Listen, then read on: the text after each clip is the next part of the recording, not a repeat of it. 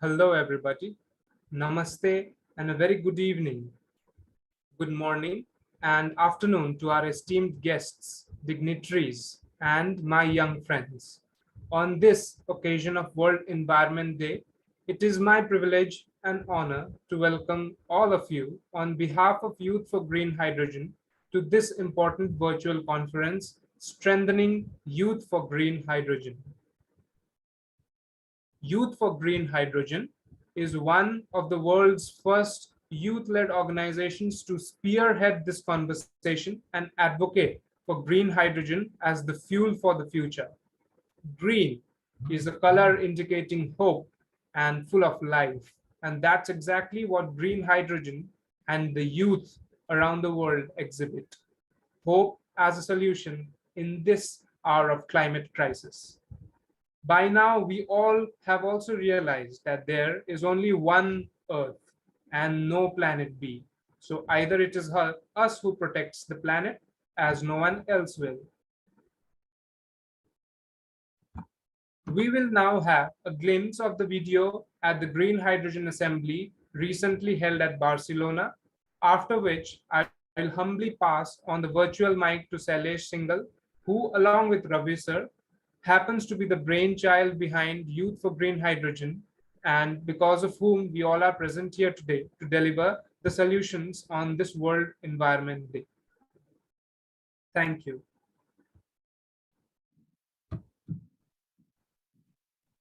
Andrew, we are ready to be part of the green history with folded hands. Namaste, green hydrogen. Thank Namaste, good evening, good afternoon to everyone who are joining in from across the country, around the globe. I can see some amazing faces already here. Walid, Maria, Malik, Thomas, Tanvi, of course, dear Ambassador Jonas, Simran, and so many more, Aishu, Semika. I am so happy to see all of you once again in this very platform. As we celebrate the 50th World Environment Day, which started, of course, back in 1972. And today, here we are, where we are just talking about simply on how we would have a healthy planet for the prosperity of all, taking our responsibility and an opportunity. And having said that, it is such an humble beginning that I would personally like to share that when we thought and had this brainchild about this event, we thought that we would do it with very limited participation. Nonetheless, we started getting such good responses, and then we went to the basic pro license in the Zoom. And then we didn't realize that the participation crossed 300 plus, and then we had to add plus and additional to the license that we have. And yesterday, while we were preparing, we thought that we need to have the business Zoom Pro plan, because that is the kind of participation, that is the kind of support that we have received from across the world. It is so humbling to hear that while we were supported by 34 countries back then, now we have more than 40 countries, young people participating to demand the net zero solutions, which is of course the green hydrogen. And as Stockholm Plus 50 just got concluded, it is rightly said that we must carry our energy forward, not in words, but in deeds. It is in our hands, like you and I, in the intergenerational partnerships of young people and the senior young, to get it done. With the 3 Ps, as mentioned by the Honorable Prime Minister of India, that we are young people who are pro-planet people. And I think this is amazing that just to give a small little brief, that today we have amazing partnerships by Government of India, by Government of Namibia, which of course France is here. And we are so happy to have the entire Secretariat of Green Hydrogen Organization and the G17, which is spread across 17 countries with 76 universities on board, who are joining in together, led by Ashan. So not taking much of your time, we have an amazing lined up panel of speakers we would hear more from on the green hydrogen. And to say, I would quickly introduce our first speaker, who is Mr. Jonas Moberg. He is the CEO of Green Hydrogen Organization, one of the leading organizations that is spearheading the conversation around green hydrogen. Jonas has been the executive director, formerly called the head of secretariat, and he has documented his experiences and learning from 8 years of managing the EITI in a book co-written by Deputy Head Eddie Rich, Beyond Government, Making Collective Governance Work, Lessons from ET. Before joining ET in 2007, Jonas was a senior advisor to the UN Global Compact. And prior to that, he was the Director of Corporate Policy and Practice at the Prince of Wales International Business Leaders Forum, London. At the IBLF, he oversaw the forum's programs, Business and Human Right and Conflict, and Business and Corruption. During 1966 to 2002, Jonas has also worked with the Swedish Ministry for Foreign Affairs, and his tenure, he also worked with the Foreign Ministry in Stockholm and was posted to Mozambique and the United Kingdom. Of course, having a master's degree in law from the University of Stockholm, he also comes from the London School of Economics as an alumni. Jonas, we are so happy to have you, and we would like to have your remarks to engage young people and how young people can lead the intergenerational partnerships, which is important to green hydrogen. And why do you think that the youth leadership is important in the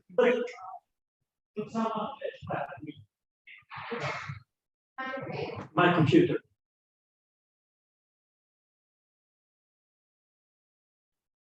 Jonas, over to you, please. Thank you. Can you all hear me?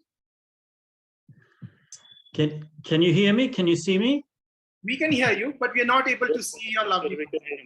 Oh, that is a pity. Hang on, bear with me. Can you see me now? Still not visible. Still not visible. Can you see me now? No, sir. Okay. We can only see the beautiful face of Mr. Sailesh Saigal. Smiling, beautiful face. So we just want to be in the frame right now. Okay. And okay.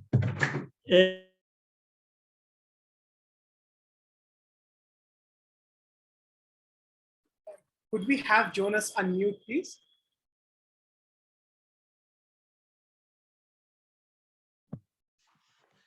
You still can't see me? No, Jonas, we're not able to see you, sir. Hang on, let's see if we can sort this out.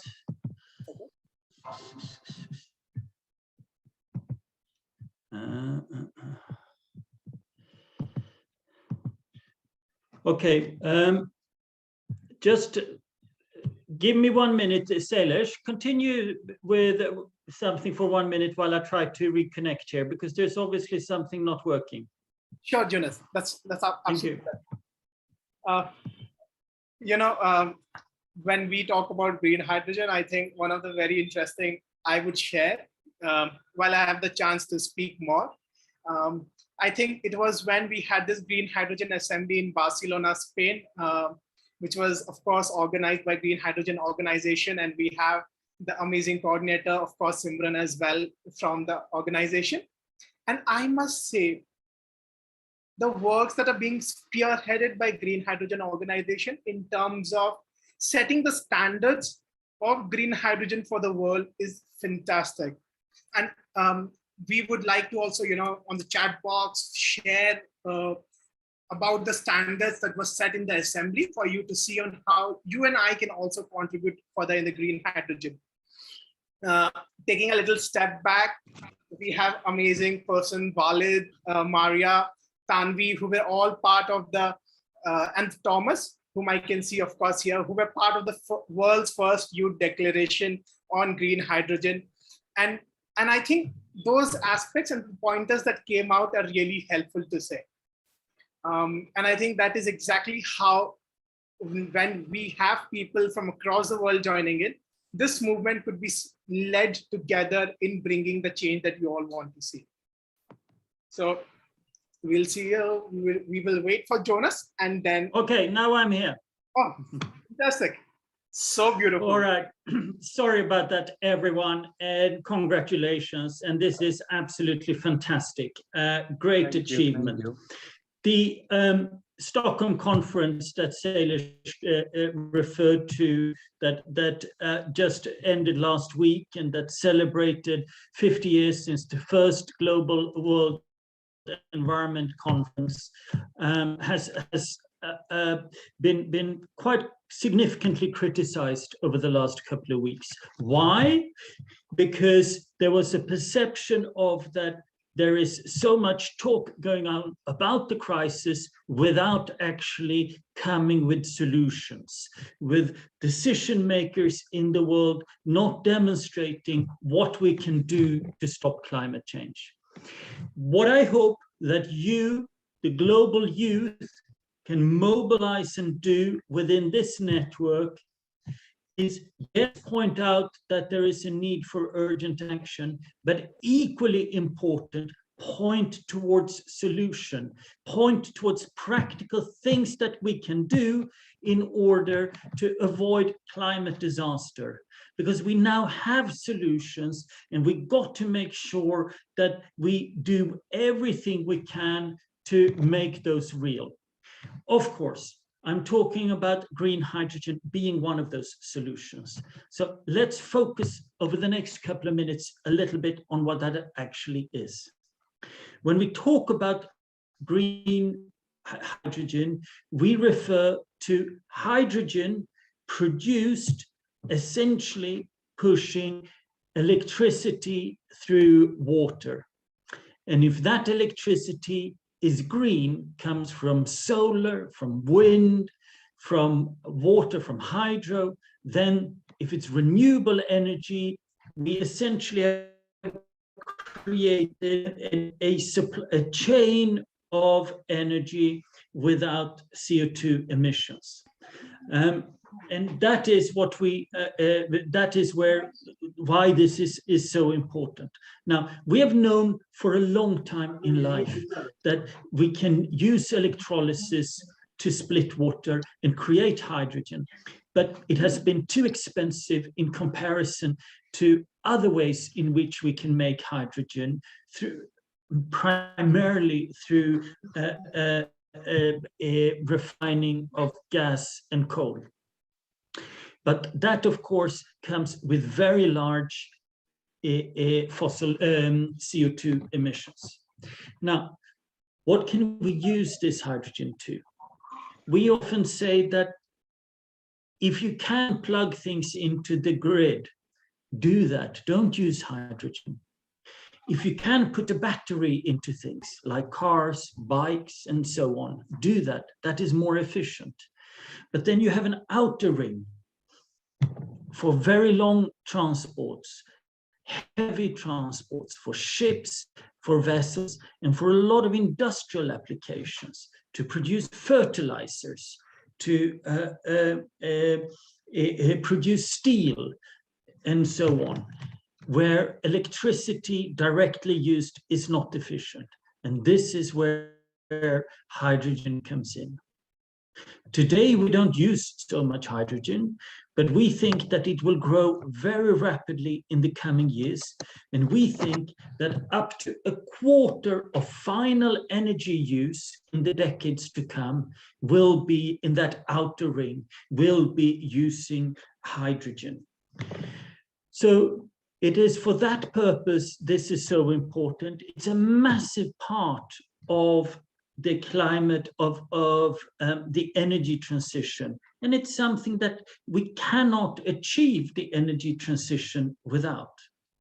So what is it that we need to do to make this happen faster now? Well, I think that if we look first at what is good, it's clear that industry is already moving.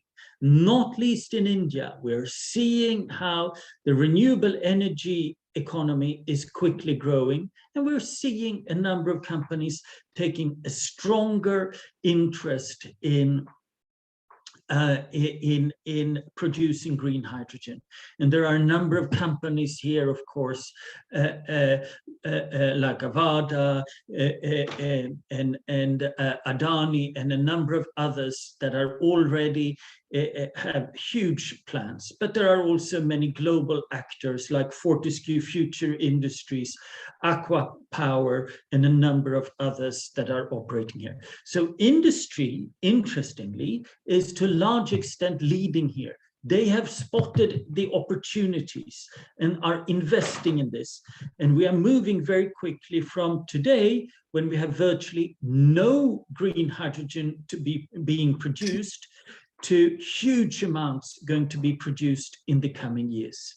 So we're going from 0 to 60, if you like, in a very short period of time. It is truly transformational. Now, we need to make sure that this happens quickly. And for that to happen, it's very important that our governments put in the right policies. And the first thing to recognize here is that in India and throughout much of the world, we subsidize the use of fossil fuels. We know the negative impact the use of fossil fuels has on the climate, but we still subsidize it to a very large extent. So that means that it is the odds are already set by our governments against the use of renewable energy and green hydrogen. That is the kind of policies that we have to put an end for.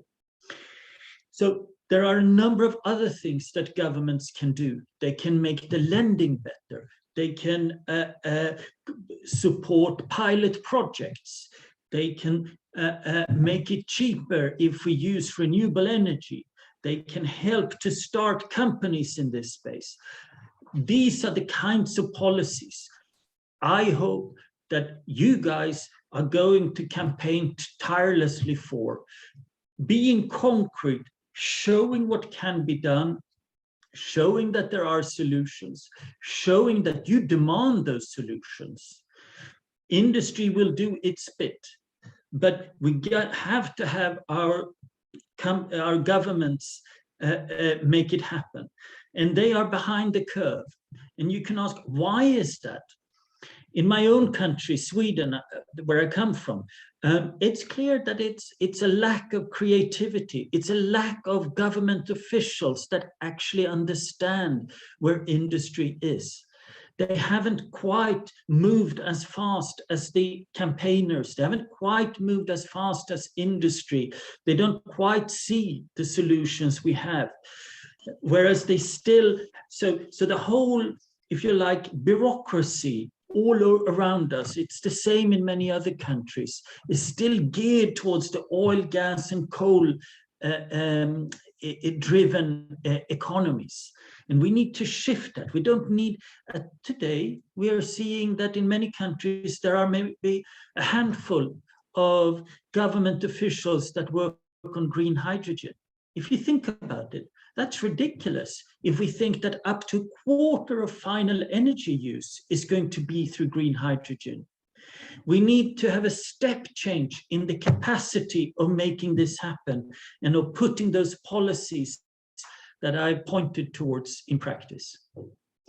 Guys, I'm available to answer questions. It is obviously, we are utterly delighted at the Green Hydrogen Organization to see the leadership, to see the drive amongst you guys. And I can tell you one thing, there's not only going to be an enormous need for campaigning, for you pointing towards these solutions, but there are also going to be enormous amounts of job opportunities in the renewable energy economy, including the green hydrogen. Everything from in the industry to campaigning, to media reporting, to the government officials I've spoken about, because we must have an absolute transformation of our economies very, very quickly. And a big chunk of it will be about green hydrogen. So learn about this topic, understand it if you're interested, and I can assure you there will be many opportunities in it in the years to come. Sailesh and everyone, thank you. And if there are any questions or so, I'm here.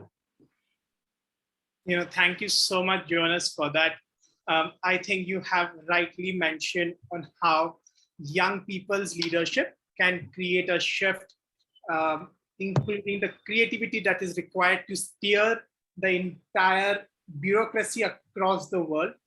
And to bring the right campaigning, of course, is one aspect about it, but also providing precise solutions by demanding them and also providing them. So thank you so much, Jonas, for that.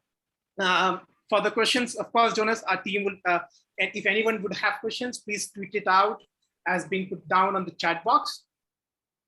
As mentioned, as there was a discussion with the entire Green Hydrogen Organization Secretariat led by Jonas, we have, of course, an historic MOU that we would like to sign along with Jonas between Youth for Green Hydrogen and the Green Hydrogen Organization.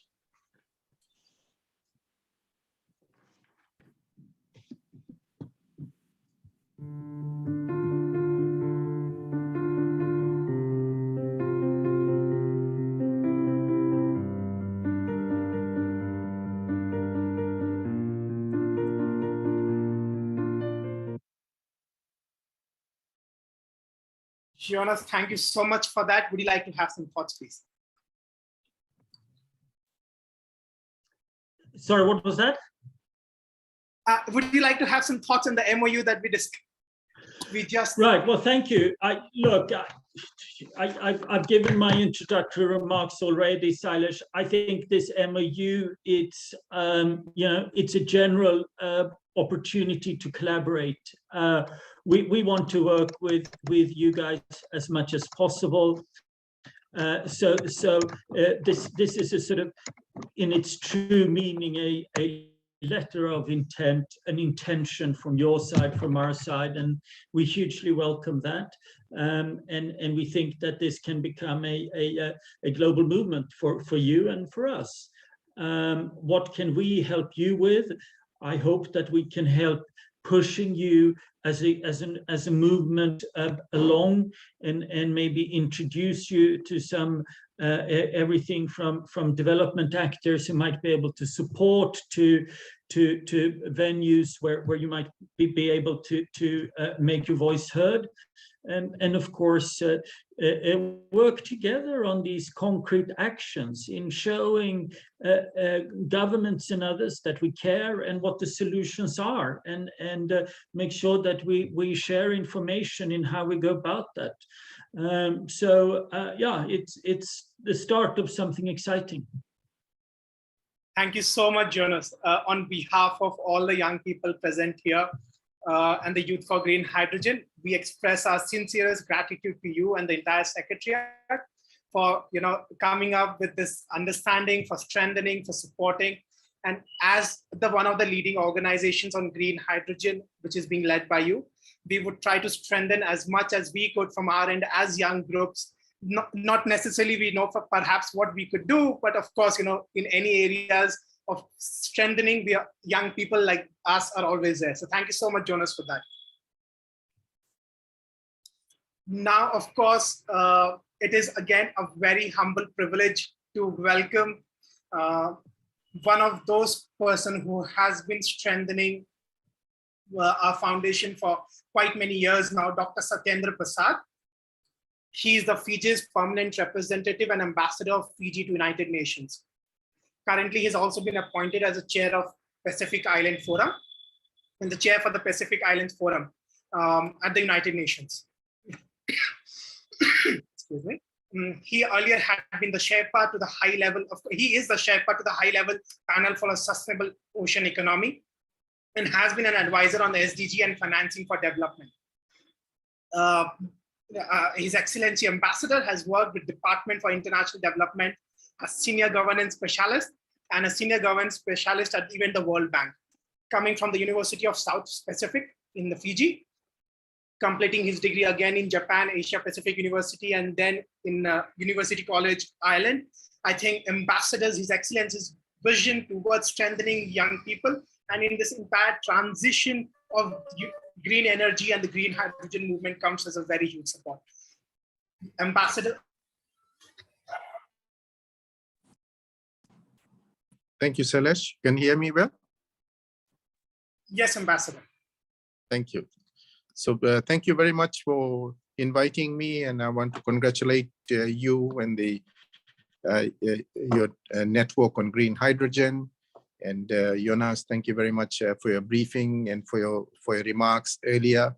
But first of all, let me just open by wishing everybody a happy Environment Day, World Environment Day today.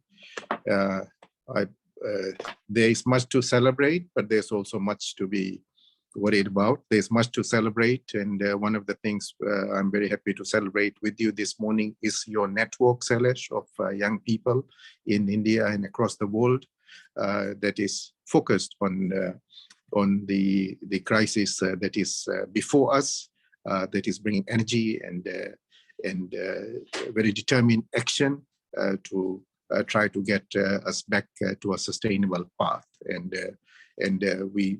I join you in celebrating this moment on World Environment Day, and celebrating the energy that you bring to young people across India, but as well as across the world. And congratulations to everyone who's involved with you. We are coming from Stockholm yesterday. As you know, Stockholm marked 50 years of since the world first focused in a big way on the environment, it's a good moment. It was a moment to mark where the global commitment is at, but it is also a sad moment because we are talking about commitment at a time when Code Red applies to planet Earth, the one planet that we have, across all the vectors of sustainability and environment. We are largely in red or getting very near red. What it means, what Code Red means is that as of today, everyone in this Zoom that is participating, we are taking more from the Earth than the Earth can sustain. And we are taking more from the Earth, something like 1.6 times more than what the Earth can sustain every second we live right now. And we need to get it back to zero in 10 years' time, and get it back into nature positive zone very soon after 2030, so that the Earth can get back to into the healing zone. And so this is where we are. And so given how large the challenges are before us, we need transitions and transformation in every area of our life, of our economy, of our countries, and of the planet as a whole, across every area. How we live, how we walk, how we consume, how we travel as individuals, as families, as villages and towns and cities, as countries, and as the planet. Across all of these, we need fundamental transformation. And green hydrogen offers us one of those, a very significant mix of the solutions that the world needs. As Jonas has briefed, so I won't go into the technical side of it, of the big greenhouse gas emitters. Global shipping is a very important part of the problem. Something like 18%, slightly less than that, of greenhouse emissions come from the global shipping sector. This is how you.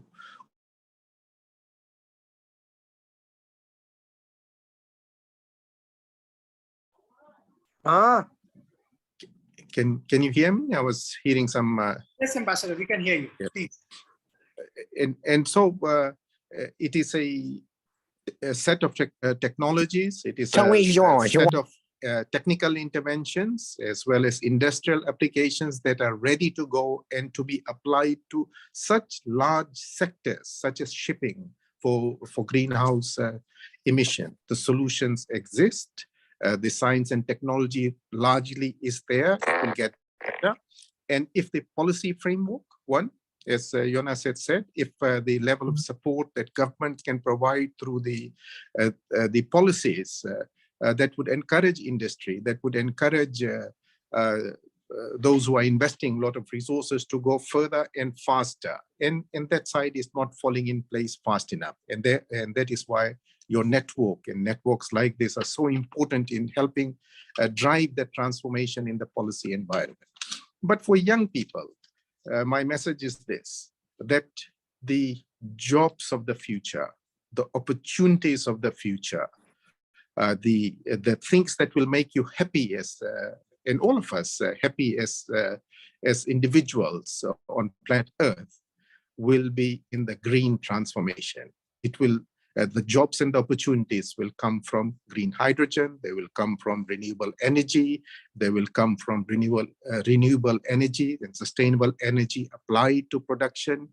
They will come from the new ways in which we will do agriculture, the new ways in which we will farm, the new ways in which we will produce food, the new ways in which we will walk, and very much like what we are doing. Much of the work will move to remote through the remote mode, so that we do not need to get into a bus and or a car or a motorcycle and travel 1 or 2 miles to walk, and therefore consume more energy. And in all of these things, and therefore improve the quality of life. You have more time for yourselves, for your families, because you do not have long commutes to and from work. So for young people, my message is very clear on this World Environment Day. The opportunities for the future, the things that will make you happy for the future in life, in future, they will come from the green transformations that are underway. My message through you to all governments is, please invest in creating this the ecosystem that allows young people to acquire the type of skills. They're not necessarily all engineering skills. They are not all scientific skills. A lot more of these skills and opportunities will be from the social science area as well. How do people encourage industries and societies and villages and communities to make the transitions that are difficult? So please work with policymakers to create the ecosystems that will drive the opportunities and increase and expand the opportunities for young people. And my final message on World Environment Day to Sailesh, you and the network here is that, yes, things look bleak and difficult. We are in code red, but rest assured that just about every solution that is needed already exists. There is not much left for the rocket scientists to invent. We are in that space where we need to bring the solutions into the implementation zone, and that is why networks like yours are so important to move from the science and technology into implementation alone, and get our planet Earth back to a path of stability. We have a window of opportunity, and let us take this window of opportunity. If we lose this window of opportunity that the next 10 years offers to us, we might all be living on a planet that will have become growingly inhabitable in many parts of the world. And I thank you very much for inviting me to share some of my thoughts, and I again congratulate you and your network for the fantastic work you do. And thank you very much. Thank you so much, Ambassador, for your keynote thoughts. I think all the young people who are present here, from Jonas and your remarks, would have really understood that how green hydrogen and the green transition and this entire this movement can create a lot of job opportunities. And I think one key takeaway from your talks would be the implementation that you focused on, and to do things which make us happy. Okay, this is. Sorry, I think Ambassador, as it was mentioning, I think one key takeaway would be that we should do things which makes us happy, not for today, but for tomorrow. And I'm so glad that people like people like you, ambassadors like yourself, Jonas, come together in strengthening young people like us all across, so that we can go ahead with your experiences and our energy to do and implement them, the solutions that we demand, to bring them on the floor for every government. And thank you so much once again, Ambassador, for being here, for sharing your thoughts, and for encouraging all of us. Thank you. Very quickly, now we have Professor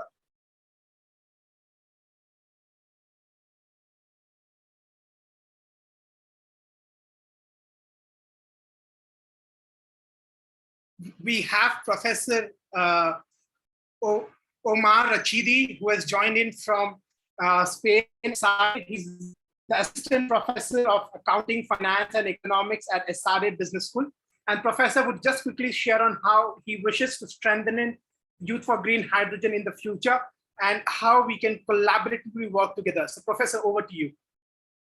Thank you, Salesh. Thank you so much. It's a great pleasure to be here in this day. It's also for me a great pleasure to speak on behalf of Esade Business School. This is, our school since the very beginning has at its core the idea to bring meaningful change to society by combining innovation and social commitment. And something that I would quickly like to let you know is a series of events and activities that we are trying to push forward, even in interaction talking to Salesh. And basically, what we are trying to do is I would say like a series of activity based on three main pillars. So the first one will be the organization of a high-level event combining policymakers and industry leaders to be held in our campus of Madrid. That will be called ESG Square, that is the Esade Sustainability Gatherings on ESG. And that our aim is that this event to become a reference event in the industry, to talk about all the, broadly speaking, all the challenges related to the topic of sustainability, but then also connecting also to what Jonas was saying. What we want as a school is also to bring our students and the future leaders of tomorrow to be able really to contribute actively with solutions to these challenges that we are all facing. And to do that, what we are doing right now, we are starting to contact leading companies in the fields of energy, technology, finance, insurance, and consulting. And what is the main idea? The main idea is that, with these companies, what we're going to be doing is like to define challenges and case studies and explicit questions that then our students will have to address. And it will be part of the last year in the undergraduate programs. This will be an optional class in which we're going to select our best students, students that are highly interested in the topic of sustainability. And the idea is to have like these different industries in order to have like an organic view about all the potential solutions to the transition process. And then the last point, the third pillar would be, and something that I also want to emphasize is that what we're going to be forming is group of students from like the last year of our undergraduate programs, together with, in collaboration with our MBA students, which are interested in the topic of sustainability, in order to have really a kind of heterogeneous group of students that really could contribute with their views. And finally, the idea is that these different groups working on these different case studies will refer to their solution in another event, which will be more devoted to students in collaboration still with industries, in which basically the idea is, and this will be held in our campus in Barcelona, is students will present their solution and proposal on these case studies, and then we're gonna be holding a panel with all the interested industries, in which they're gonna somewhat elaborate on what they are actually doing related to these challenges and how the input of the students could help them in this transition. And so this is like an effort that we are starting right now, since like sustainability is really at the core of Esade, and we are very willing and actually looking forward to collaborate with all of you in this effort. So for this, I really would like to thank Salesh for putting up this program today. Thank you so much, Omar, for that. I think since the past Green Hydrogen Assembly, you have been really supportive in encouraging and bringing more and more young people to this entire discourse on green hydrogen.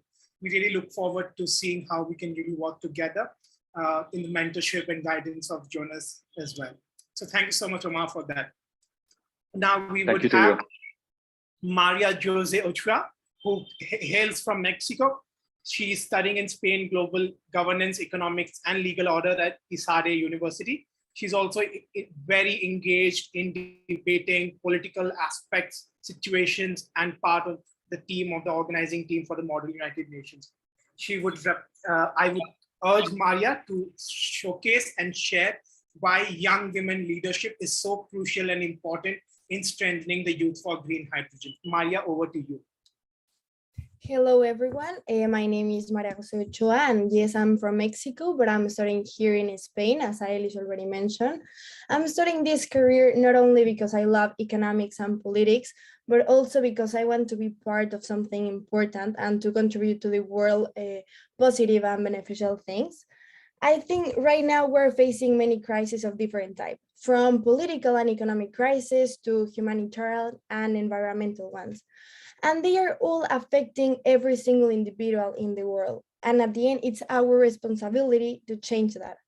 And even though currently there are people from the government, international organizations, non-governmental organizations, and more that are working and willing to eradicate and diminish those crises, they can't do it without our help. And in the future, we will still be facing the same or even more severe problems. And that is the same reason why we are here today. Billions of tons of carbon dioxide emissions are released in the atmosphere every single year. And although governments and companies are doing something about it, it is not enough. And if we really want to make a change and undo all the damage that we have caused, we require urgent and concrete action. And green hydrogen is key factor for that. Decarbonizing the planet is one of the goals that countries have set for the 2015. And we can do that with green hydrogen, which is a more accessible and efficient way to do this. But now, what is the duty and what is the role that youth have in this sector? First, young people must know the importance of taking care of the world, caring for the environment, and acting in a sustainable way. Because at the end, if we want to achieve a change, we need the help of every single person. And if they contribute and do their part, things can be changed. However, it is not enough that youth are aware. They must step in. Because in 20 years and in the future, the ones who will be responsible for taking government positions, leading big companies, working and being the society are us. And that is why we should be involved, be aware of how it works and to contribute in this. But it's also to take into consideration and highlight the role of women in this. Because the planet belongs to everyone. And therefore, everyone is needed to make a difference. And we can afford effective and innovative solutions. And we should not be afraid of trying to do so. And what a better way to break the stigmas that society has through helping and contributing to saving the planet. And just as the Green Hydrogen Global Assembly of last May was able to make the first youth declaration to promote this, we need to continue pressing and continue with this important work. And well, finally, I want to say that although nowadays it seems that young people do not have much power in their hands, they have it, and they have the most important role, which is today, we learn from what is happening so that tomorrow we can change it. And I just want to finish with what Antonio Guterres said last September, that is that the climate emergency is a race we are losing, but it's a race we can win. And adding to this, I think that youth are the ones in charge of crossing the finish line of this race. Thank you. Thank you so much, Maria. I see a lot of young people from Esade, putting out big round of applause for you. And I will spearhead that for you, Mariana, Kirill, and a lot of other young people doing that.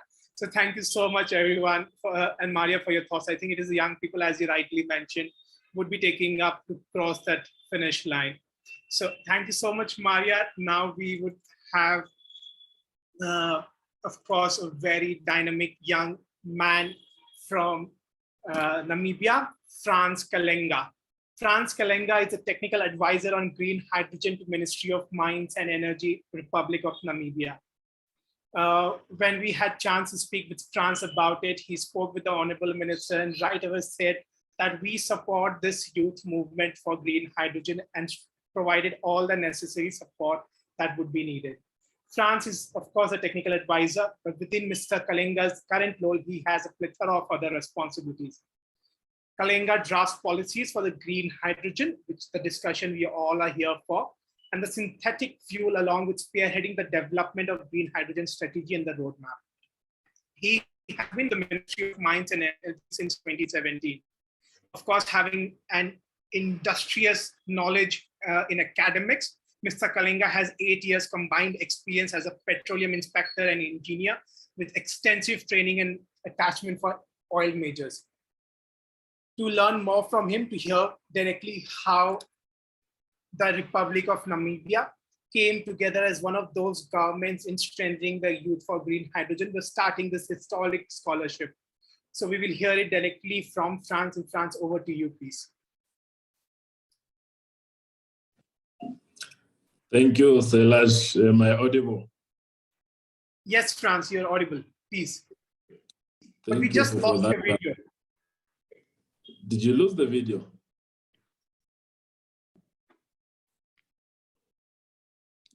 Just give me a minute. Can you hear me? No, I mean, we just, we had a chance to see you, but then it just went off.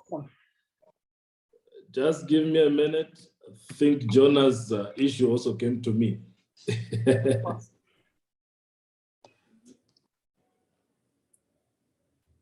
Yes. Are you able to see me? Of course, it is clear now. Please go ahead, Frans. Right. Thank you. Good afternoon, good morning, good evening, everybody, depending where you find yourself.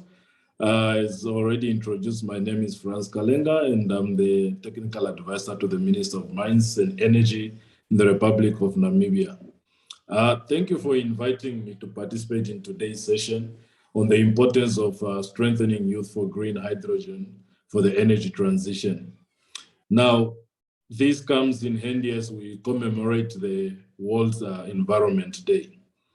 I know when Sailesh contacted me to speak about Namibia's ambitions into the climate change, into green hydrogen, and the steps that we have taken with the scholarship to speak about it, I wanted first to give context that what are really Namibia's commitment towards this.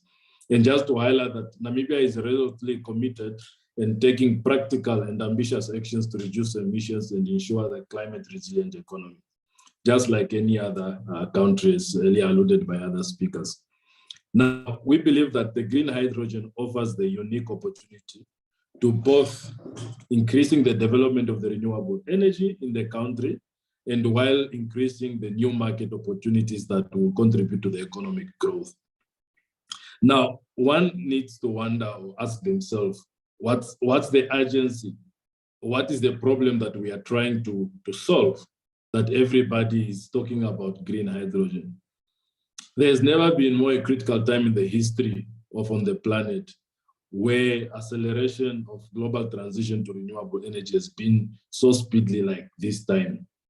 There is an urgent for the world to decarbonize in order to meet the net zero goals and protect the planet.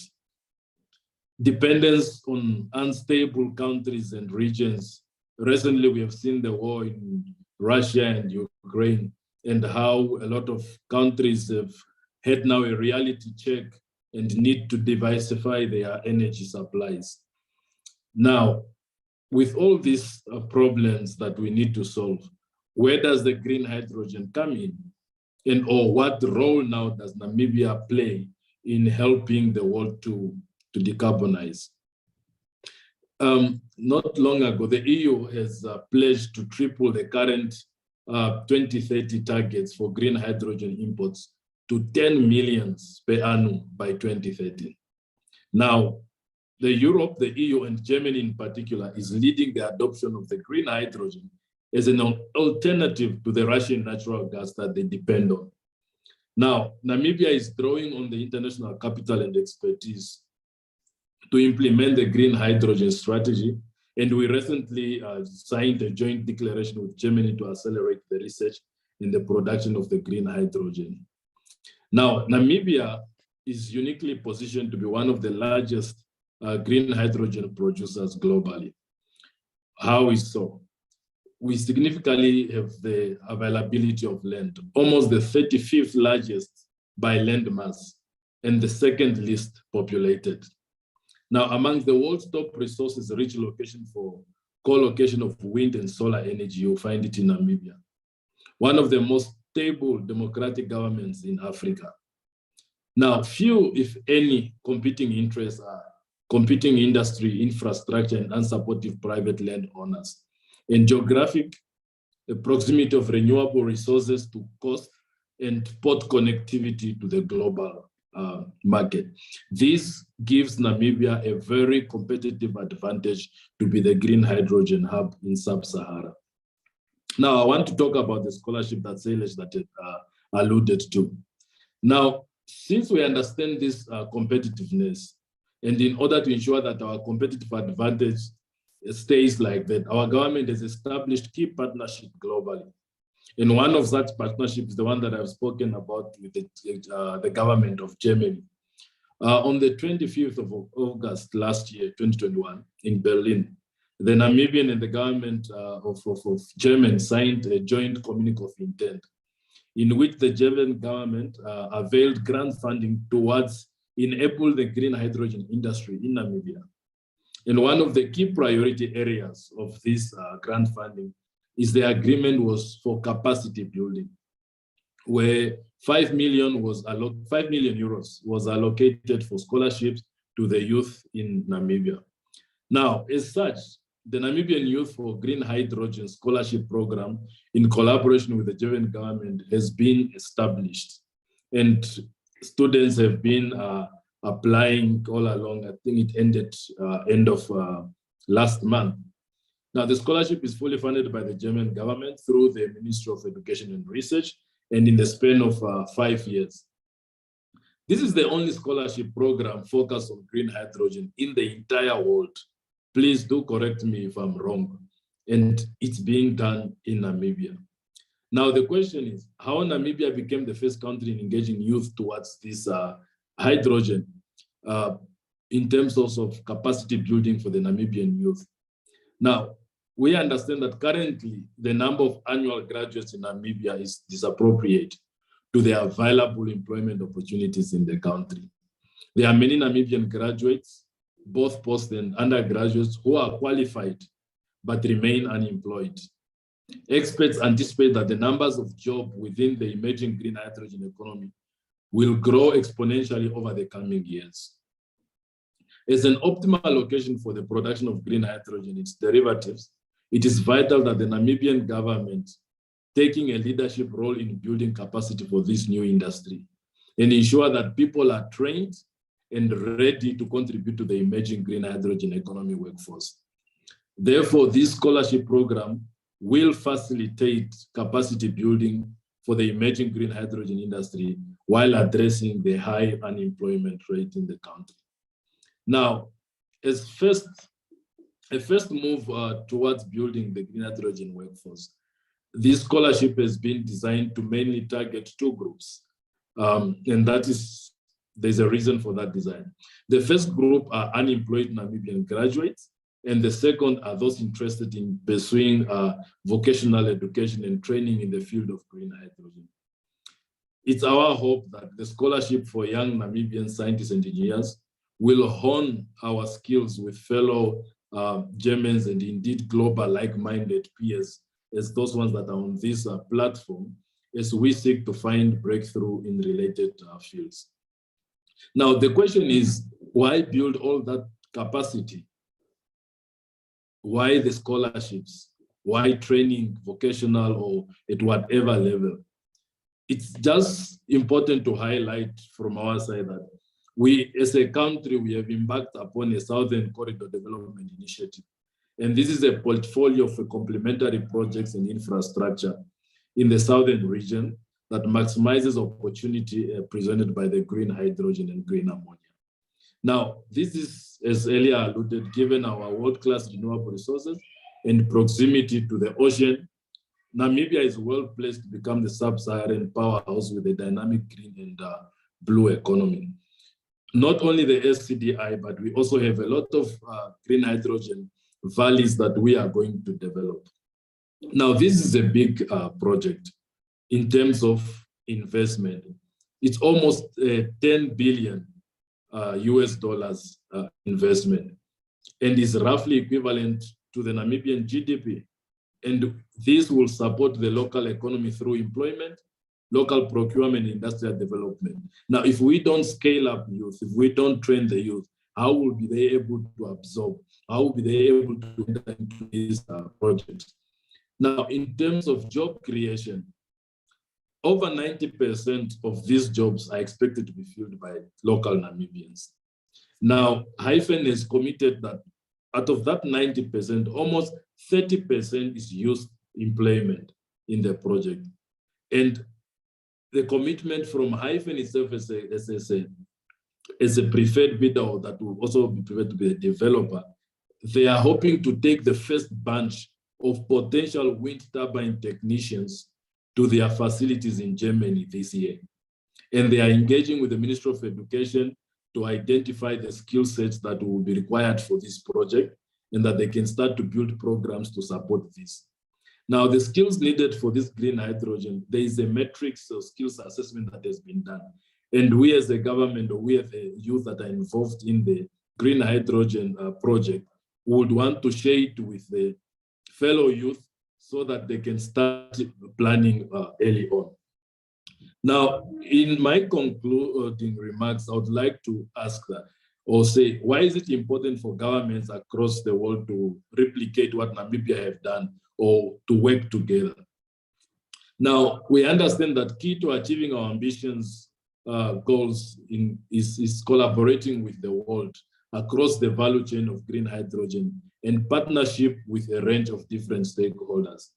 Now, that's why just bear with me. That's why I'm pleased to announce now that we in Namibia, we are looking forward to also launching Youth for Green Hydrogen Namibia. We have discussed this extensively with Sailesh, and we are hoping to announce it very, very, very soon in the country. Now, why is it so? This is to show our commitment and to highlight our actions as youth. That this will provide us a platform for contributing to the global conversation on the green hydrogen and the border energy transition by sharing our perspective and experiences. It allows us to gain insight into commitments and projects by other governments and private companies in other parts of the world. The Namibian youth, it will provide us an opportunity to showcase to the international community the enormous potential and exciting opportunities for the green production in the Namibia led by the youth. We have no doubt in achieving this because Namibia has visionary leaders who know that the future belongs to the youth and that they want to do more than just leave a legacy for the youth, but to build one with the youth for the youth. Now, we think that skills development is important. We have high youth unemployment, and we want to address the problem proactively and not become a victim of these challenges, hence the scholarship that I have spoken about. Namibia have involved youth in this process of green hydrogen as a team that crafts the national green hydrogen strategy, as well as have given them the exposure around the world. I mean, Sailesh, we met in Barcelona not long ago on the green hydrogen conference. This is just to demonstrate that the leadership believes in the youth and they want them to be part of the solution. So we are very much thankful for such opportunity and from the leadership that we are able to come onto the table and conversate with our fellow international equal like-minded people. Now we hope that more governments and companies will prioritize youth so that we can expand this conversation and accelerate the expansion of green hydrogen. Now, we look forward to the collaboration, as I've already committed, Sailesh. The Namibian youth are ready. I know there are a lot of them that have been on the platform that are currently joined in, and they are listening, and they have different kind of group also in their quest to make a contribution. But I'm sure after my speech, we can also engage further and see how we can consolidate our brain and make sure that we give a solution and help Namibia become the powerhouse that it is. Again, the Namibian youth are ready, and let's hold hands and venture into this exciting new area of exploration. Once again, happy World Environment Day. Thank you so much, Sailesh. Thank you so much, Franz. Gracias, for putting out this partnership. This is, of course, a very exciting moment for me as well, and for every young people who believe in this energy transition for green hydrogen. To hear it right from you here, which was, of course, not planned, not thought, but you pushing it out right in such a historic day of the World Environment Day, where we are celebrating this moment. I think what the government of Namibia is being doing, if I understand rightly from your speech as well, which I had an opportunity to read myself, that this scholarship on Youth for Green Hydrogen, supported by the government of Germany, is something that would take a long way with partnering with other governments. And that is why exactly governments across the world also needs to replicate the model of Namibia. And I'm so happy, we are so happy to have this hear from you, to look forward. We look forward to seeing how we can collaborate, how we can support, and how we can learn from Namibia and your leadership as well. Thank you so much, Franz, once again. We, of course, also have some historic MOUs lined up. But before that, we would hear from Mr. Erik Solheim. Mr. Erik Solheim happens to be the co-founder for Youth for Green Hydrogen, where he was there with us in the foothills of Himalayas in Siliguri, when the historic vision of the Prime Minister of India, Narendra Modi's vision of green hydrogen was there. And he was there in Siliguri, Erik, in the initial plans for the Youth for Green Hydrogen, launching it right from here on March 28th. And of course, if you would know Erik, Erik is an individual, a man who has been leading climate action right from the front. He was, of course, the former UNEP executive director, and there are a lot of other plethora of knowledge and responsibility that he follows. Erik is also the chair for Green Hydrogen Organization Development Plan, and also a very dear mentor and a person who has been guiding all of us at the Youth for Green Hydrogen. So could we have Erik Solheim's message, please?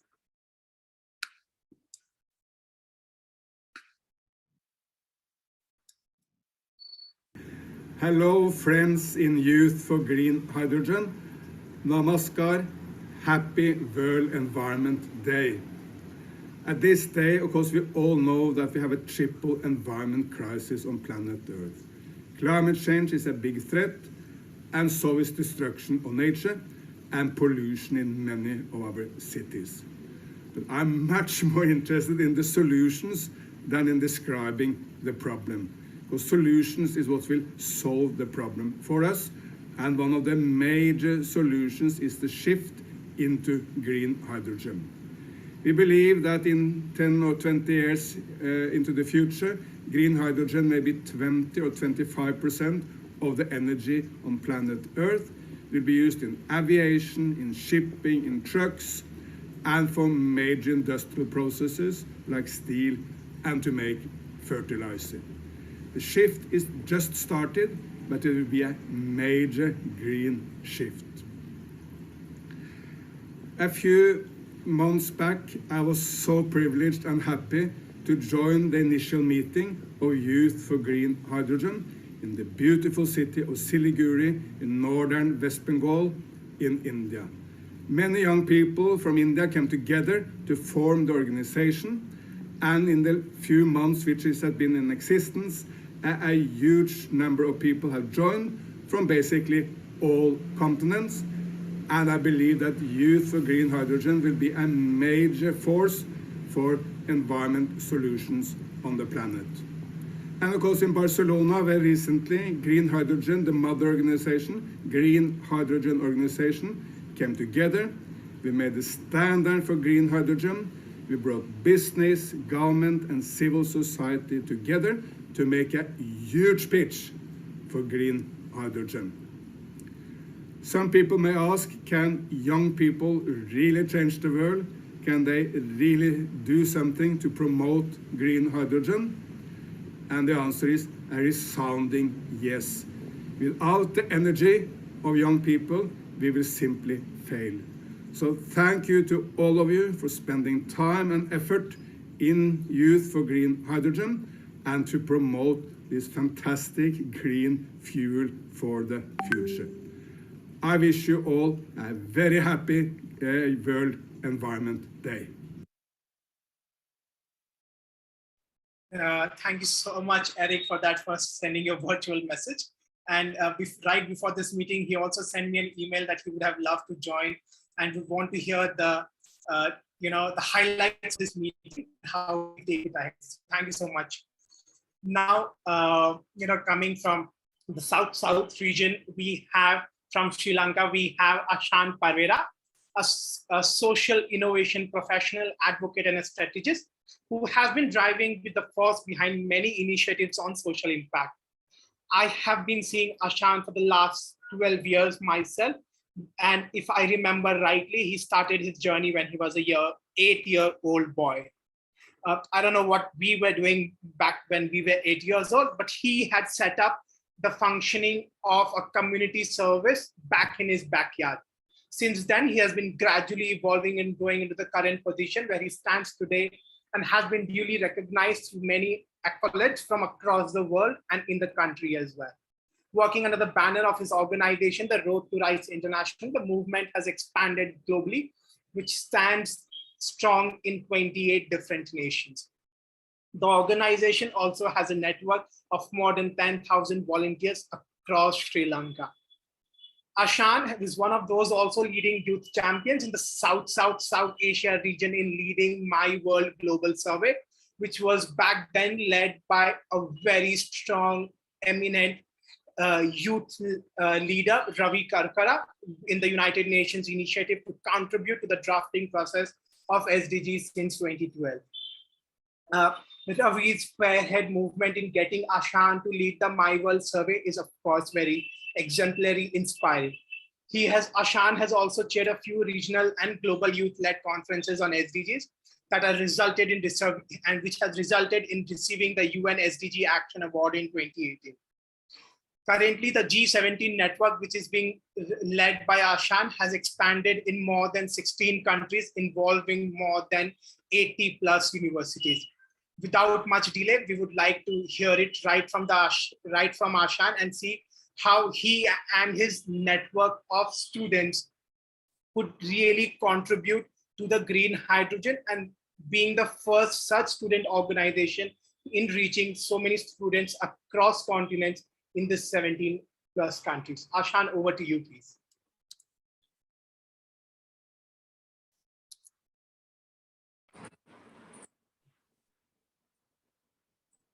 Thank you, Sailesh. Hope you can hear me and see me. Yes, Ashan, all clear. Please go ahead. Perfect.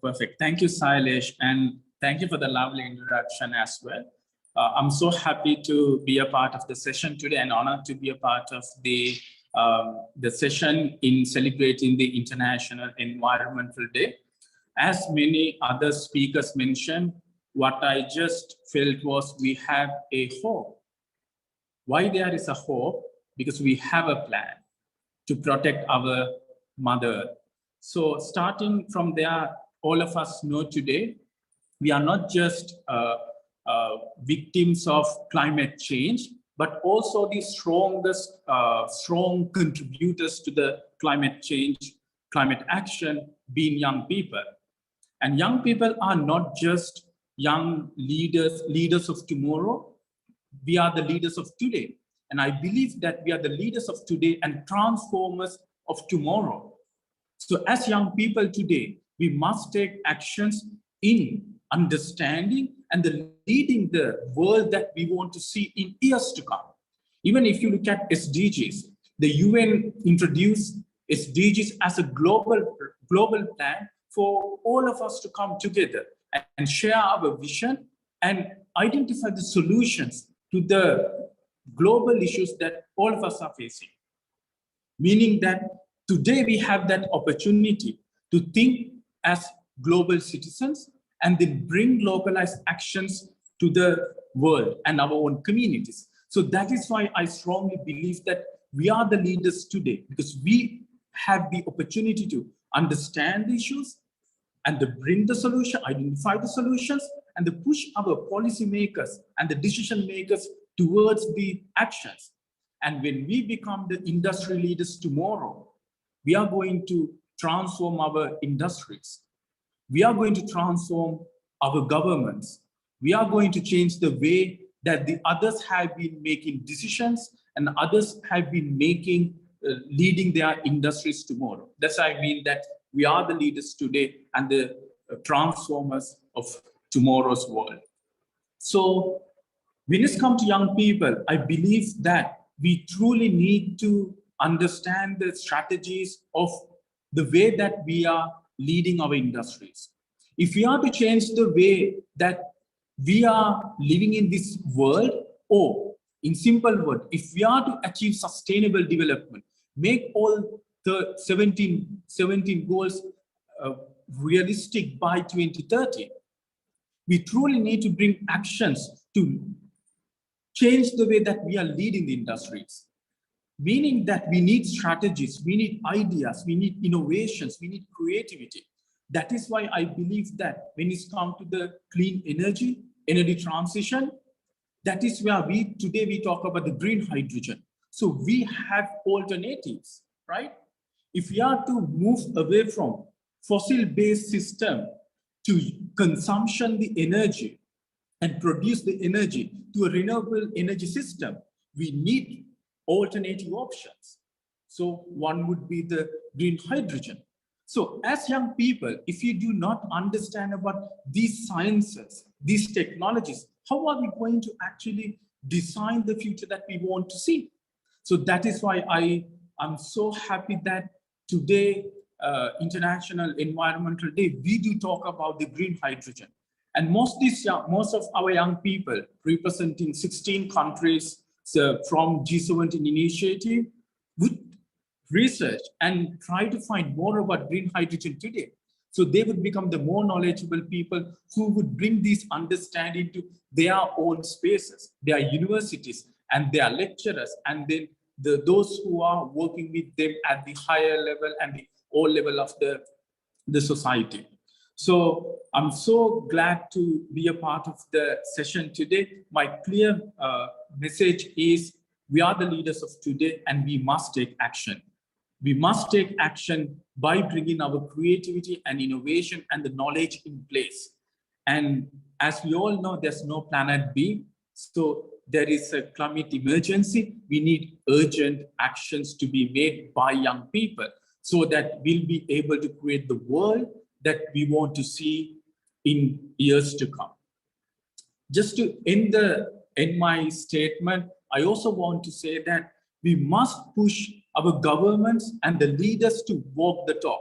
And even if you look at the recent, one of the largest environmental forums happening in Sweden, all what I heard from young people, we need to move away from pledges. They didn't even mention about the walk the talk. They clearly said that we need to move away from the pledges, but we need to make sure that we implement these pledges in our own communities, in our countries, so that we can make this world a better place. So who are going to make these pledges, statements, or the concepts a reality?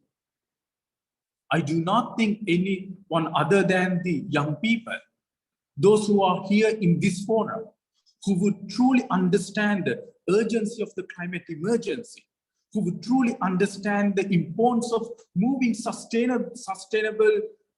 sustainable spaces, and who would truly believe in a accessible, just energy transition in the world.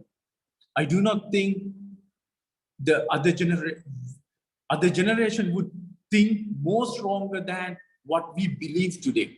So that is you and people like us who can bring this change into the space that we are in creating a sustainable future for all of us. So with that note, thank you so much, Sailesh, for having me. We as young people representing G17 are more than happy to understand about these technologies and then take our steps forward in transforming our spaces and our communities and the countries. So thank you so much, and then happy, powerful Environmental Day, everyone. Thank you. Ashan, thank you so much for that. Your leadership in Sri Lanka and the G17 is, of course, very encouraging. As you said, we cannot have Stockholm plus 100. We need to implement it right now, right away. So as a strengthening this gesture of G7 between G17 and Youth for Green Hydrogen, G17 is a network across 76 universities. We would have the MOU signing with this G17 network. So could we have the MOU signing video, please?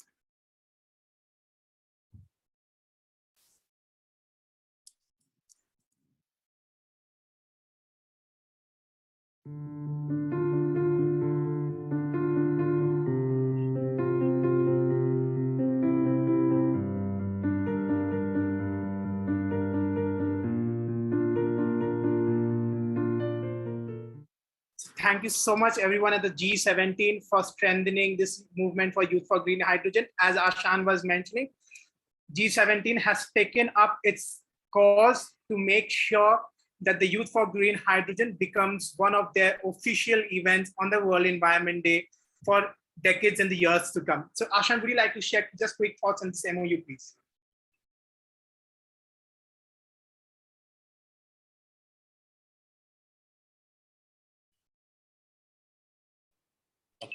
Now I can. Yes, I mean, this is wonderful, Sailesh. This is exactly we want to do. As I mentioned, G17 is a network of university undergraduates who have become the front face of sustainable development goals in their universities.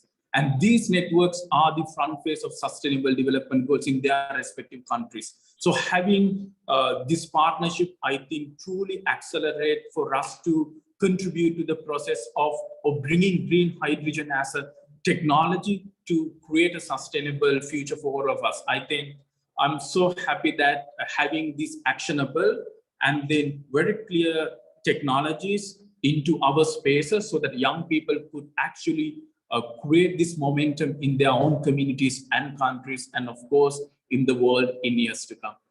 Thank you, Sailesh, and we are more than happy to be a part of it and contribute to the whole process. Thank you so much, Ashan. Now we have the man who has been one of the brainchilds and the co-founder for the Youth for Green Hydrogen movement. He has previously served in the United Nations Women as a senior advisor to Additional Secretary General of the UN Women. And his experience and knowledge comes from working right from the grassroots top to the global levels.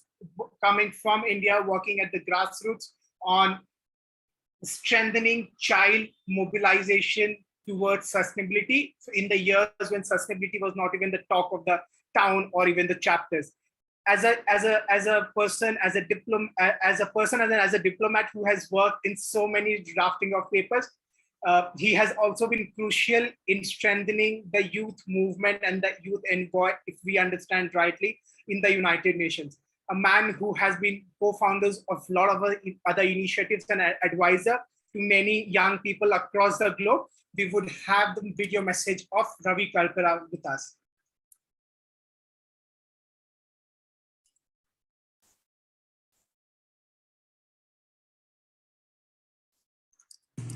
Namaste, everybody. Wish you a very happy World Environment Day. And really want to congratulate the Green Hydrogen Consortium for coming together and supporting this youth initiative. As said before, it's through only intergenerational partnership that we'll be able to achieve a green world. And I think the fact that we're celebrating with somebody who's very young to somebody who's very old, and somewhere I fall in the mid-level generation, I think it's really important to pass on the baton of green hydrogen so that we really redefine the way global energy dependence on oil and gas is today. So congratulations, and very excited to really look at and hear the deliberations. Congratulations once again. Happy World Environment Day. Thank you. Thank you so much, Ravi, for this small, brief, crisp video message. But he has been leading and strengthening Youth for Green Hydrogen from the curtains. And of course, he couldn't be there in person to share his message. Now we would have Tanvi Kanogia, who is pursuing development studies at the Geneva Graduate Institute, where she focuses on environment, resources, and sustainability. She has received a BA LLB honors from the National Law School of India before moving to Geneva. She also worked at the leading law firm in the fields of corporate criminal investigation and dispute settlement. When she works at such interesting law firms, I don't really understand how there has been a shift for her from this corporate criminal investigations to sustainability and climate action. She is also currently working on a research project on decarbonizing maritime mobility using green hydrogen. So Tanvi, would you like to talk with us on the role of youth and women specifically, and how this project that you have been doing research on decarbonizing maritime mobility using green hydrogen, so that can encourage and inspire all the young people who are joining with us from across these 40 countries. Tanvi, over to you. Thank you. I hope I'm audible. Yes, Tanvi, you are, please. Thank you, Sailesh, for that warm introduction. And I'm very pleased to be here on the occasion of World Environment Day, sharing the space with so many eminent speakers who have talked about green hydrogen and its role in the future. I am here representing both youth and women.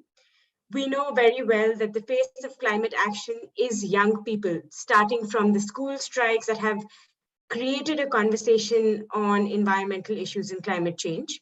And women all around the world, everywhere, are leading the fight against climate change. And I'm very proud to be a part of such a lively group of people. Very interestingly, I was pursuing law in my undergraduate education, and thereafter I worked at a law firm in New Delhi. But something that seemed to bother me was that the world was changing, climate change was affecting everybody, and not enough action was being taken.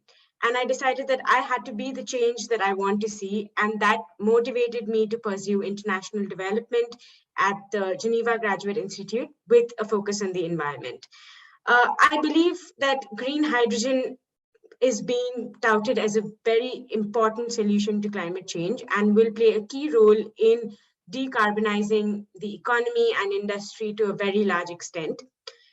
For the part of the youth, I really strongly believe in our power to advocate for change and in our power to lobby with the government, with important stakeholders to bring about meaningful change. But in addition to that, as something that has already been mentioned by many of the speakers who have spoken today, the youth will be a part of the solution in every sphere, from engineering solutions in the space of technology to figuring out the business and economic aspects of creating viable financial models for green hydrogen, to the social sciences where they can create and advocate for the use of green hydrogen as a meaningful solution. And therefore, I believe that this is something that will provide ample opportunities to the youth, not just in one or two countries, but all over the world. We have Chile in South America that is looking to be a leader of green hydrogen. We have Namibia that wants to be a leader of green hydrogen. We have India that has recently announced its national hydrogen mission. And this change brought on by green hydrogen will not be felt in one part of the world alone, but everywhere. I really strongly believe that the voice of the youth is very important in bringing about change, but collective voice is even more important, because that way you can not only amplify your demands, but also the message that you are hoping to convey to bring about environmental change. And that is why the role of the youth in strengthening green hydrogen is very important. Personally, I have been involved in research on decarbonizing the maritime sector. And this is something that has been talked about quite a bit, that green hydrogen will present itself as an opportunity in the rail sector, especially in the maritime sector, and perhaps in aviation as well. And this research has been very interesting, very informative. It's a 10-month-long ongoing project. And through this research, we hope to come up with a policy toolkit that will inform governments and government agencies and policymakers all over the world about the hurdles that exist to green hydrogen and how they can cross these hurdles.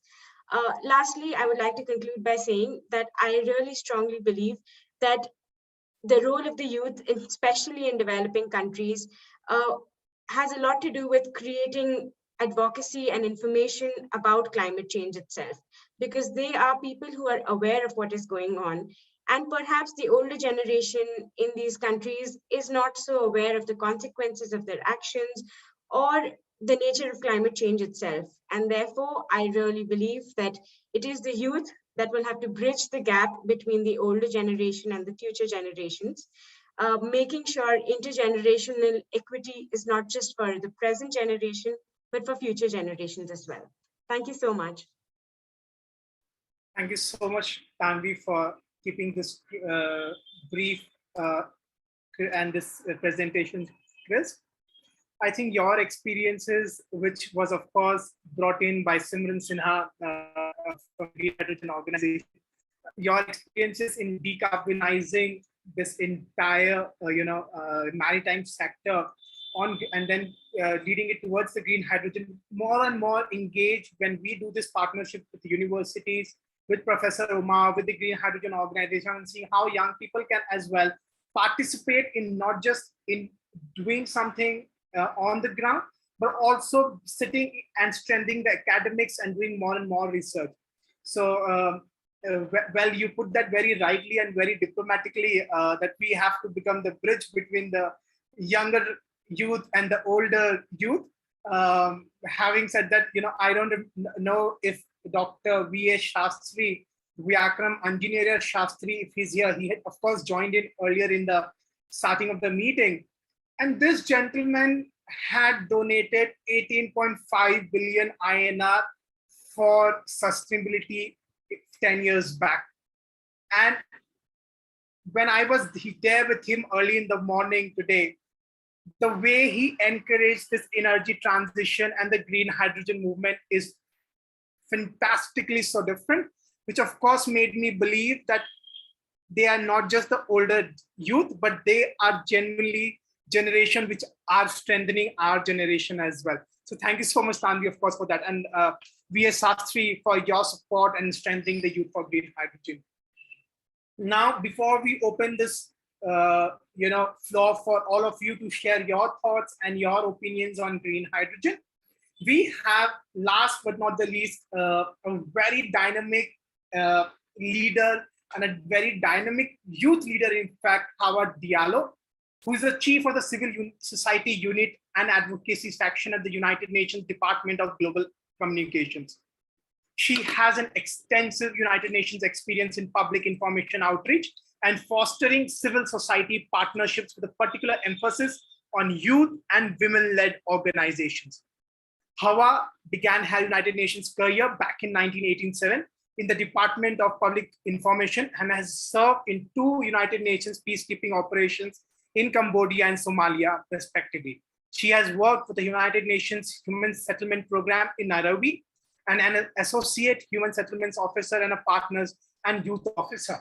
So we would now have the final message from Hawa Diallo as well. Could we have the message of Hawa, please?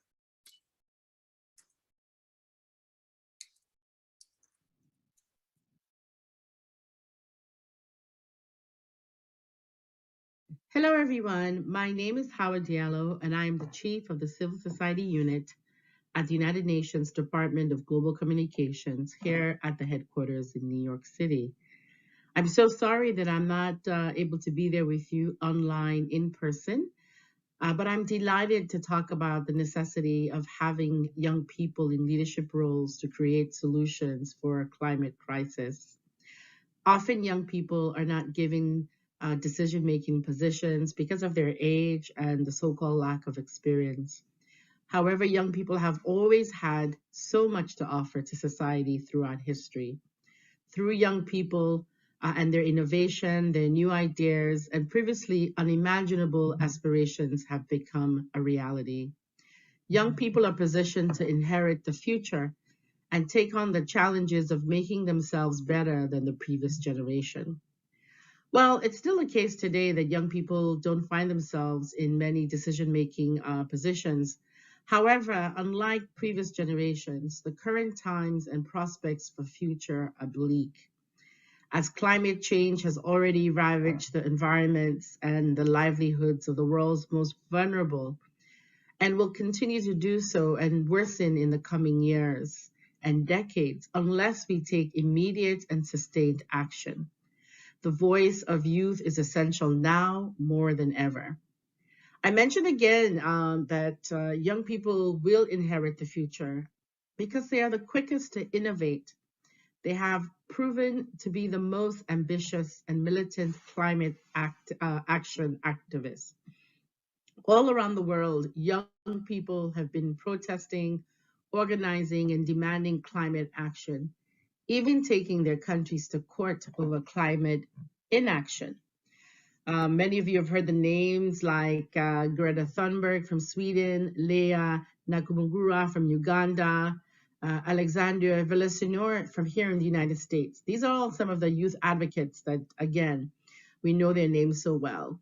I'm grateful to have had the opportunity to work with some of the youth activists, climate activists from the global south, like Nizreen Islam from Sudan, Olumide Obuda, also known as Mr. Climate Change from Nigeria, and of course, our very own Salesh Singwal here from India, who is championing the end of the use of plastics in India and beyond, and now is bringing us all here today, drawing attention to green hydrogen as a renewable and relatively pollution-free fuel, as a viable alternative to fossil fuels.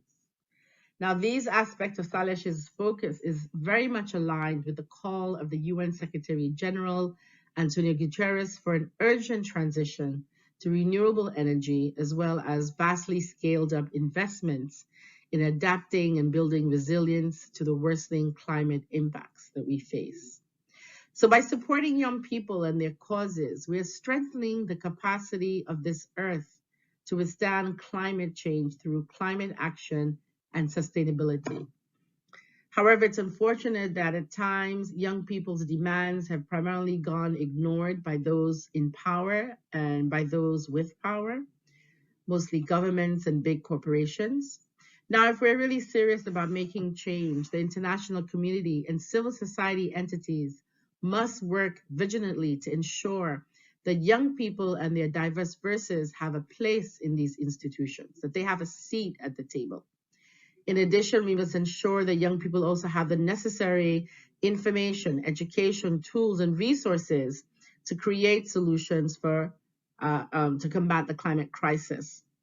Now, I mentioned that I'm from the Department of the Global Communications here at the UN, and this department really puts excellent effort into informing and educating the world to act against climate change for a healthy planet. One of the ways we do this is putting out different campaigns. One of them is the Act Now campaign, which focuses on individual action on climate change and sustainability. Through an online app, everybody can access and track individual steps that make a difference, changing our daily habits. All of us can help limit global warming and take care of our planet by making these individual choices that have less harmful effects on the environment. We can be part of the solution and influence change. So the Act Now campaign, I'm happy to say, since it was created in 2018, some 6 million climate actions have been taken worldwide, from managing how you use things like electricity, the foods that we eat, to the way that we travel. And what's really, really exciting is that young people have been at the center of all these efforts. Their passion, their knowledge, their creativity is something that pushes us all towards a brighter and more sustainable future.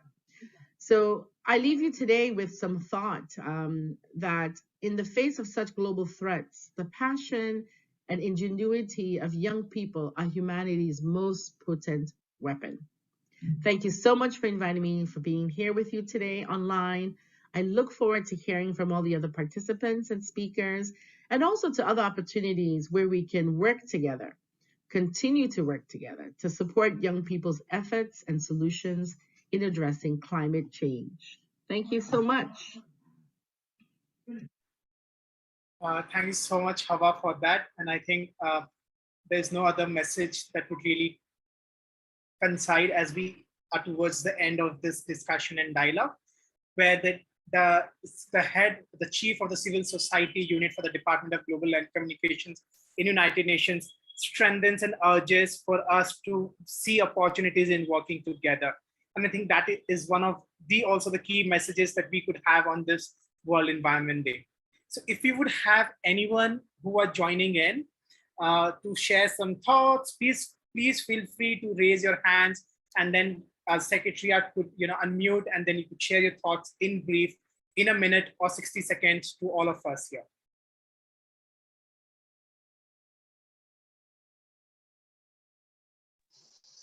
Thank you, everyone. Thank you to my entire team of Youth for Green Hydrogen.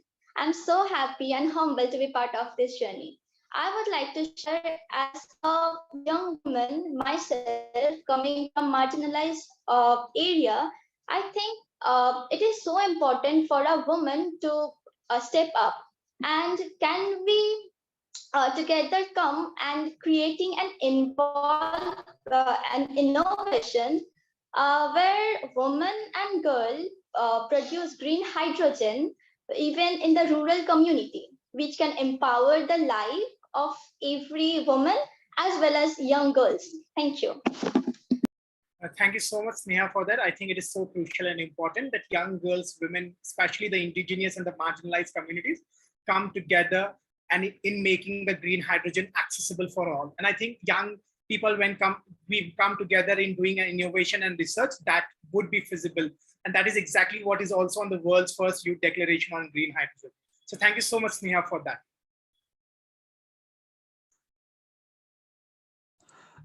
So this is not idea per se, but this is one of the most important things that we should know about, and it's a great opportunity to be here. And also, I'm really interested in working on with the sustainability development goal, which is one of the most great things that is going on. And also, I think as our speakers rightfully mentioned, it is something that is very important for us to work on. And also looking forward to work with you and work towards the sustainability development goals. Thank you so much for the opportunity. Thank you so much, Vibhuda, for that. We are very excited in finding that partnership and seeing where we can together learn from each other and do something constructive on climate action. As Jonas had said, while we had an opportunity to be in the Green Hydrogen Assembly, that the time to protest is over. The time to demand and provide solutions has started. And exactly this is why Youth for Green Hydrogen is in that journey and in that transition of providing and demanding solutions. So thank you so much, Vibhuda, for that. This is very interesting that as I share, from India, we have a representative from National Cadet Corps. National Cadet Corps is one of the leading youth bodies in training young girls and boys to become soldiers and to be part of the army in the future.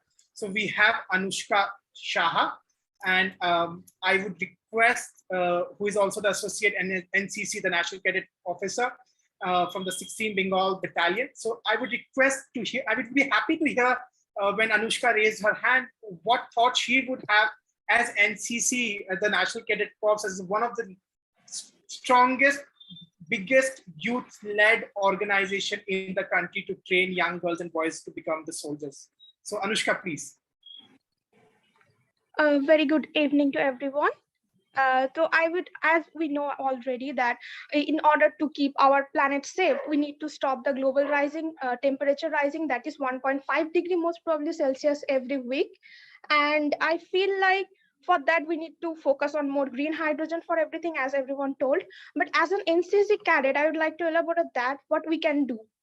we are not scientists, so we can provide the fuel cells, obviously, but we can let people know more about it. The more people will know, the more people will talk, the more people will share their creative ideas. Maybe that will help to, go the supply of that fuel cells high, and with the help of market mechanism and the supply mechanism, so we can have the little cheaper price of fuel cells. That will be helpful, I guess. And yeah, obviously we can talk to our batchmates, even the college professor. If I'm not wrong, there was a professor whose name is Paul Acua or something. I'm sorry, I really can't remember. And he did that he used the wind power to the process. Sorry, I'm not very fluent in English because Bengali is my mother tongue. I'm sorry here. And then he did the process of electrolysis to, provide the electricity for lamp power to lightening the lamp of the school. Okay, so we obviously can't do that much because fuel cells are very, very expensive, but we can do the little initiative to create it on our physics lab, and maybe to show them, yeah, there are such things that exist. We can always come together and we can let more people know about it, so more people will get interested. So I think, yeah, that's what we can do. Obviously, we're the largest youth organization in India, so we have so much potential. And thank you so much. Thank you so much, Anushka, for that. I think if this entire organization comes on board, the strengthening of Youth for Green Hydrogen would become tenfold. So thank you so much for your thoughts. Could we have Jaya to share her thoughts maybe?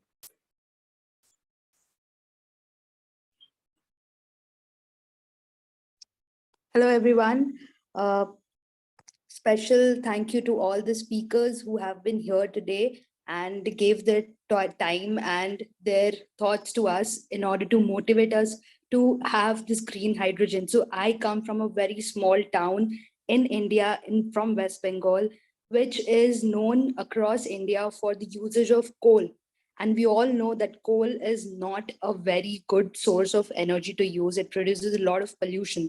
So being from a very small town, when I know there is a lot of usage of coal, and we also see that one of our NCC candidate, she also mentioned that, the petrol prices and diesel prices are increasingly rapidly.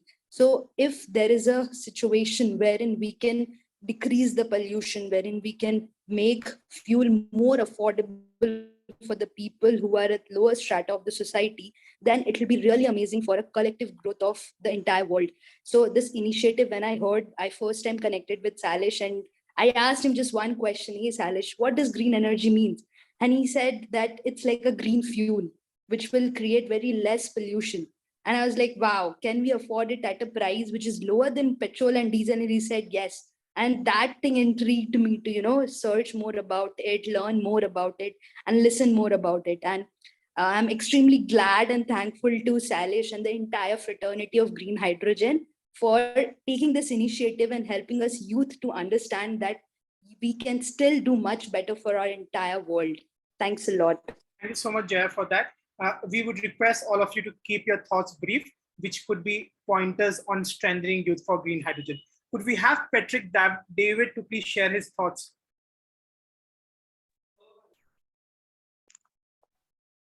Yes, thank you for the opportunity. First and foremost, I would just like to say Happy World Environment Day to everybody. And then also just to thank the organizers for such a wonderful platform. Basically, it was a very good session where we gained valuable knowledge to say in terms of now things to just consider, such as government policies and all of those things. And if we are to move forward with this whole green hydrogen, we need to take into account that we need to inform our community. So they need to be aware in order for us to be able to now to transition with green hydrogen. And also I love the point mainly of where students, I believe it was in Spain, where they are to be given problems and for them to try and come up with solutions. I believe some of these things also, if we are to implement them, they can be of good significance, as the more we get more of the youth involved, the more possible and better solutions we can come up with. And yeah, with that, I'm done. Thank you very much. Thank you so much, Patrick, for your thoughts. Could we have Kirill to share his thoughts on the Youth for Green Hydrogen and how he...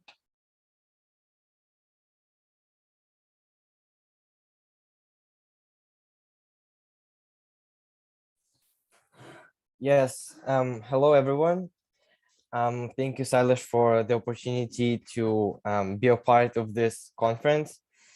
Just recently, we've been to the Green Hydrogen Organization conference in Barcelona, to which me and a lot of my colleagues from Esade have been a part to. A lot of them I see here in this call. And I've realized that not a lot of people my age mates, my classmates, my friends from outside of university know how big and grave the problem of climate change is. We always hear this on the TV, on Twitter and other social media, but no one really pays attention to close details of how much carbon dioxide have actually been produced recently, and the tight deadlines we have to reduce the climate impact. And I think these conferences, to which a lot of people actually attend, I've seen 350 participants, which is really nice, which warms my heart as well. It's really important to spread the word about alternative energy sources. And I was assured in the conference in Barcelona that green hydrogen is the way for maritime transportation in the future. It's the way for long-haul truck driving in the future. Personally, I'm interested in transportation because I've mentioned this a lot of times already. But something I've learned in the conference in Barcelona is that we don't have to forget about, for example, electric vehicles. Green hydrogen is not about replacing the current renewable energy sources and the technology we have already. It's about adding to the pool of sources we can use to finally come to a zero net carbon dioxide climate. Thank you again, Silas, and happy Environment Day. Thank you so much, Kirill, for your thoughts on that. We could have, if we would have anyone else, I think yes, Aldrich. Aldrich, could we have your thoughts on Youth for Green Hydrogen, please? So good evening. This is really a great opportunity for us, the youth, because we can contribute more to the society, especially at our age. Like what our speaker said, the youth can connect the old and new generation to have a better environmental conditions with less pollution and more affordable fuel for the betterment of the society. Once again, thank you. Fantastic. Thank you so much, Aldrich, for that. If anyone of you would have more thoughts, more suggestions, I think please feel free. Okay, we could have a final, Naqib Ulha Tareen could share finally, and then we could move ahead. Naqib, over to you, please. Thank you, Sailesh, for the opportunity. I'm very glad to be part of such event, and it's very an honor for me to listen to such valuable speakers from the world. I belong to Pakistan, and definitely most of us will definitely belong to the remotest areas of our countries. So the basic thing, what I am going to mention here, that our society, they are not aware of these such events. So like these days, the agriculture days, the water days, or some other environment days. So what we need to do along with the government, or we are going to second the efforts of the government of the development sector. So that is, we have to make this part of our social mobilization, or to give them awareness about this. Most of the communities, they are unaware of this. That's why the issues day by day is increasing. And I secondly, I will definitely second Anushka, that we are not the scientists, we are not the engineers, we are not the government stakeholders. But the thing is that we only can give the awareness to them that they can make these things for their betterment. So if we can do by this platform, the Green Hydrogen platform, it's a huge platform. I am honored to be part of this, and we can learn from this, and we can do such things for that. So definitely we can raise our knowledge, or we can increase our societies or the knowledge over to them. Thank you, sir. Thank you so much, Nakib, for your thoughts. And we really look forward to seeing how that partnerships can happen across regions, even in Pakistan, as a matter of fact. Thank you so much, Nakib. As we come towards the end of this session, it is such an humble privilege to share and to thank each one of you for being here for the last 2 hours. This event, of course, had participation from across 39 countries. And as I was informed by team members that the 2 more countries joined in, making it 41 countries participation on this special and crucial day when we celebrate the Stockholm Plus 50, where we don't need to have the other Stockholm Plus 100 on this World Environment Day.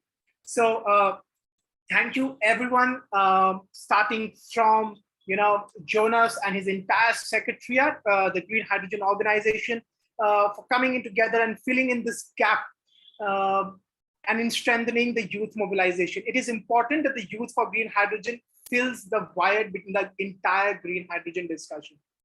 As all the speakers from the evening till now have mentioned, the crucial engagement and partnership that is important and essential for the young people to step up in providing and demanding solutions. We can only bring green hydrogen through every single generation of partnerships.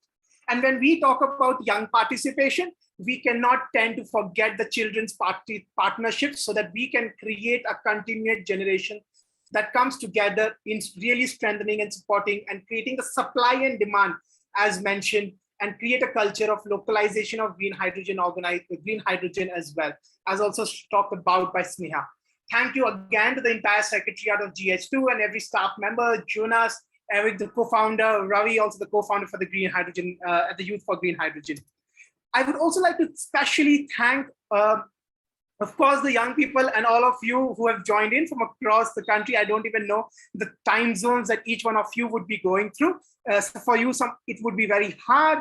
For some of you, it would be very relaxed. But even on a Sunday, coming on this crucial discussion really shows each one of us commitment towards climate action. So thank you to all the people, to all the entire team of the Youth for Green Hydrogen Secretariat, to all the amazing and lovely speakers as well, for strengthening these partnerships and the MOUs as well, because the work for us has just begun. In order to make the green hydrogen world, we need to incrementally and strategically ensure that everybody starts demanding green hydrogen from the governments. And that is why it is so important to have governments like Namibia over here, which is an example to what governments can other do. I would also like to thank the government of India, which led by the dynamic Prime Minister of India, Narendra Modi, and the Honorable Minister of Jal Shakti, Prahlad Singh Patel, for strengthening our initiative by providing all the necessary support from the governmental aspects.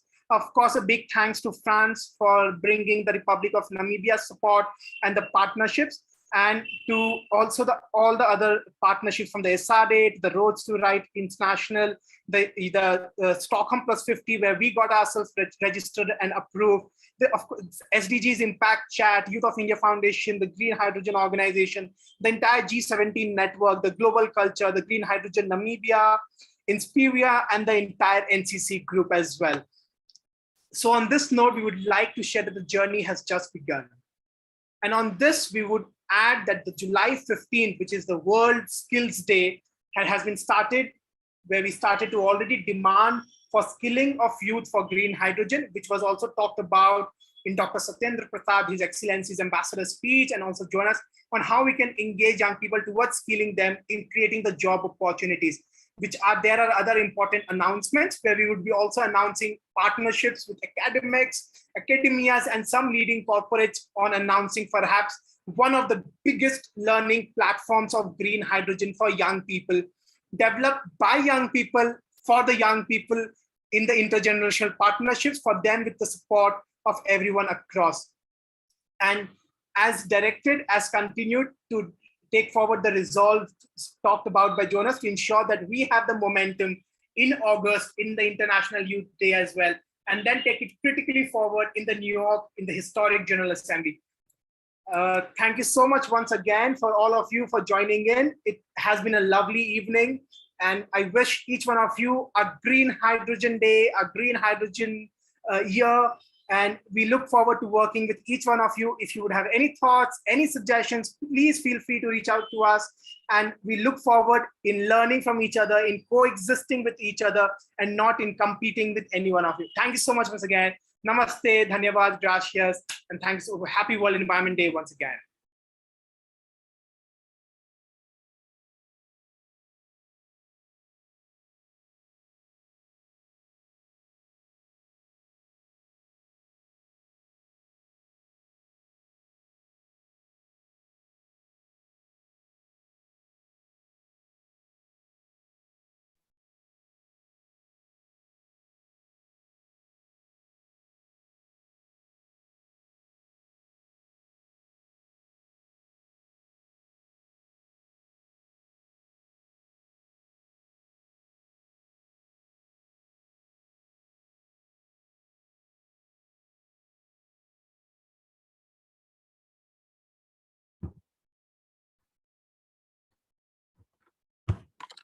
Please feel free to reach out to us. We are present across all major social media handles, starting from Twitter, Instagram, and Facebook by the name Youth for Green Hydrogen, or you could also write and reach out to us by email.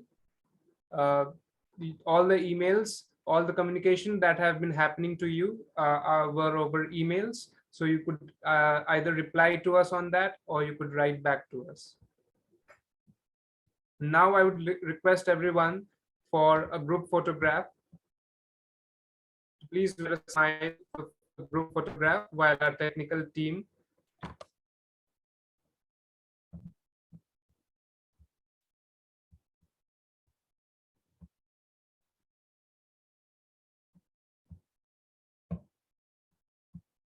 Thank you so much.